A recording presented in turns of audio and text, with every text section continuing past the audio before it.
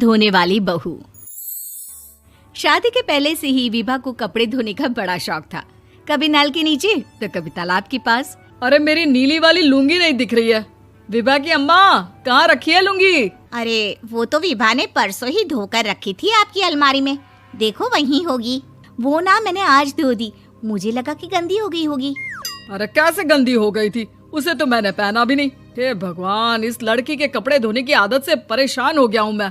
जितना तो घर में राशन नहीं आता, उससे कहीं ज्यादा डिटर्जेंट पाउडर का खर्चा है। इसकी शादी करवा दो, शादी।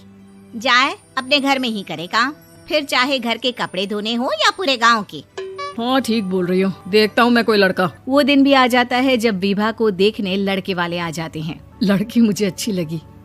होने वाली सास कहती है, बेटी अगर कुछ पूछना है तो पूछ लो। वैसे तो हमारी लड़की बहुत ही शर्मीली है, जो बोल दो वो मान लेती है, इसे क्या पूछना होगा। अरे कैसी बात कर रही हो माँ, मुझे इन लोगों के घर रहना है, सवाल तो कई है। हाँ हाँ बेटा, पूछ लो ना, क्या पूछना है। आप लोगों के घर कपड़े कौन धोता है? सास का मुंह बन जाता है। देखो, अगर तुम ये कहना चाहती हो कि तुम्हें कपड़े धोने नहीं आते तो सुन लो, कपड़े मैं ही धोती हूँ, लेकिन तुम्हारे आ जाने के बाद मैं रुमाल तक नहीं धोऊंगी। अरे चुप रहना भाग्यवान, बहू बेचारी घर आई नहीं, उसे डराना शुरू कर दिया। वो क्या है ना बिटिया, अभी तक तो ये कल्लू की माँ ही धोती थी, लेकिन अब तुम्हारे पापा तो दहेज में वॉशिंग मशीन देंगे ही। तभी विभा की माँ बोल पड़ती है, सवाल भी पूछा तो क्या। वैसे भाई साहब, मशीन की तो फिर भी कपड़े धोने की कैपेसिटी होती है। मतलब जो बिटिया दे रहे हैं ना विभा, इसे कपड़े धोने का बहुत शौक है। ये आप लोगों के क्या, आस पड़ोस गांव मोहल्ले सबके कपड़े धो दे और उफ तक ना करे। बाहर देखा नहीं आपने कितने कपड़े सूख रहे हैं? सब हमारी बिटिया ने ही तो धोए हैं। बस भी करो ना माँ, शर्म आ रही इतनी तारीफ सुनकर। और तो और एक दाग निकाल कर दिखाओ तो मान जाओ। हाँ अच्छा, माफ करना बेटा, मैंने गलत समझा। हमें तो रिश्ता बहुत पसंद है। और ऐसे जुड़ जाता है रिश्ता कपड़े धोने का शौक रखने वाली विभा का। उसकी शादी हो जाती है कोयला फैक्ट्री में काम करने वाले कल्लू के साथ। शादी के बाद अचानक विभा चिल्लाती हुई सास के पास आती है। सासू माँ, अरे सासू माँ कहाँ है आप? ये तो धोखा है, धोखा दिया आप लोगों ने मुझे। इसे ससुर के चक्कर के बारे में पता चल गया। अरे तो उसमें तुझे क्यों धोखा मिला है? अरे नल में पानी नहीं आता, कपड़े कैसे कब धुलेंगे? अच्छा, तू पानी नहीं आ रहा उसकी बात कर रही है। तो आपने क्या सोचा? कुछ नहीं। अच्छा, तेरी माँ ने कहा था कि कपड़े धोने का शौक है तुझे, याद आया मुझे। शौक बोलकर कपड़े धोने वाले मेरे जुनून को कम ना आके सासू माँ, कपड़ा धोना मेरा गुरूर है। तभी पति भी वहाँ आ जाता है। अभी मैंने इसे सनी देओल की फिल्म दिखाई है, उसी के डायलॉग मार रही है माँ। अच्छा सुन, साफ साफ बता रही हूँ, पानी सुबह 4 से 6 और शाम को 10 से 12 आता है, समझी? विभा टाइमिंग सुनकर हैरान हो जाती है। ये क्या भूतों का मोहल्ला है? सुबह 4 बजे उठकर कौन कपड़े धोता है? 4 बजे टंकी में पानी जाता है, फिर सारा दिन धोना ना, किसने मना किया?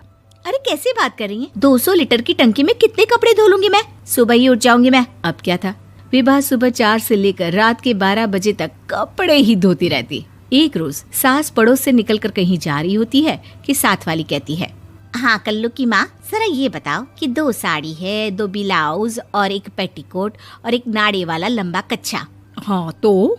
अरे तो क्या, कितना लोगी धुलाई ये बताओ। धोबन दिख रहे हैं हम क्या? हमारे पति सरकारी नौकरी से अभी रिटायर हुए हैं और बेटा सुपरवाइजर है कोयला फैक्ट्री में। धोबन समझ रखा है हमें?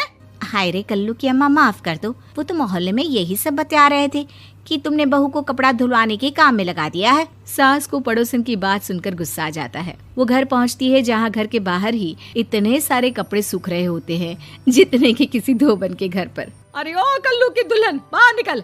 माँ जी यहीं आ जाओ, बाथरूम में चादर धो रहे हैं हम। अरे अभी हम धोते हैं, तुमको बाहर निकलो। ये आस पड़ोस वाले बोल रहे हैं कि हम बहू से कपड़े धुलवा कर उसे कपड़ा धोने वाली बना दिए हैं। अरे छोड़ो ना माँ जी, किन लोगों की बातों में आती हो?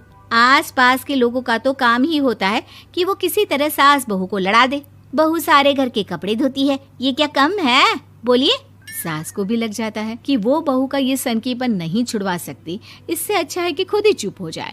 एक रोज सास और बहू मंदिर जाते हैं, जहाँ सास की साड़ी वहाँ खड़ी भीख मांगने वाली से मिलती है। माँ जी क्या बात है, आपकी साड़ी उस भिखारन से कितनी मिल रही है ना? हाँ हाँ देखो तो, दोनों की साड़ी मिल रही है। क्या बात है कल्लू की अम्मा, तुम खुद को तो अफसर की बीवी बताती हो और ऐसी सिंपल सी प्लेन साड़ी पहनकर घूमती हो। सिंपल और प्लेन नहीं है ये साड़ी। तो क्या सोने के धागे से फूल बने हैं? कुछ भी सासू माँ, कुछ भी। हाँ बने थे इस साड़ी में सोने के धागे से फूल। मेरे पति लेकर आए थे मद्रास से स्पेशली मेरे लिए 10,000 की। ताहे भाई साहब इस भिखारन के लिए भी सेम टू सेम साड़ी लेकर आए होंगे 10,000 की। सास उस वक्त तो कुछ नहीं कहती, लेकिन बहू के साथ घर आती है और अलमारी से एल्बम निकाल कर लाती है। ये साड़ी देख रही है, ये वही साड़ी है जिसे मैंने अभी पहना था। इस साड़ी में ये जो चमकदार फूल दिख रहे हैं ना, ये सोने के धागों से काटे गए हैं।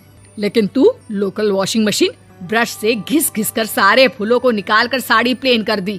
मुझे माफ कर दीजिए सासू माँ। और तो और, जब मैंने तुझे तेरी गलती के लिए कुछ नहीं कहा, लेकिन तूने तो सबके सामने मेरा मजाक ही बना दिया। क्यों? बहू को समझ में आ जाता है कि अब से उसका कपड़े धोना बंद।